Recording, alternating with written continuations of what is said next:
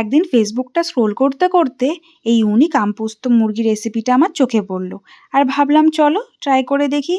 প্রথমেই একটা কড়াই বসিয়ে নিলাম, তার মধ্যে দিলাম সর্ষের তেল, তারপর অ্যাড করলাম কাঁচা পেঁয়াজ আর পাঁচ ফোড়ন। অ্যাকচুয়ালি পাঁচ ফোড়নটা একটু আগে দিতে হয়, আমার মাথা থেকে একদম বেরিয়ে গেছিলো, but it's okay, because cooking is all about experiment. এরপর অ্যাড করলাম আদা রসুন বাটা, তারপর ওটাকে একটু কষিয়ে নিয়ে অ্যাড করলাম মুরগির মাংসগুলো। ভালো করে একটু নেড়ে নিয়ে অ্যাড করে দিলাম টক দই, স্বাদ মতো নুন, আর সাথে একটু গরম জল। ঢাকা দিয়ে ওটাকে একটু ফুটতে দিলাম।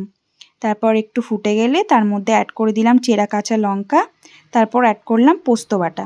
পোস্ত বাটার পার্টটা একটুখানি কেটে গেছে, বিকজ আমার ফোনের স্টোরেজটা পুরো ফুল হয়ে গেছিলো। শেষে অ্যাড করে দিলাম কাঁচা আম, ওই কাঁচা আমের স্বাদটা ভালো করে আসার জন্য।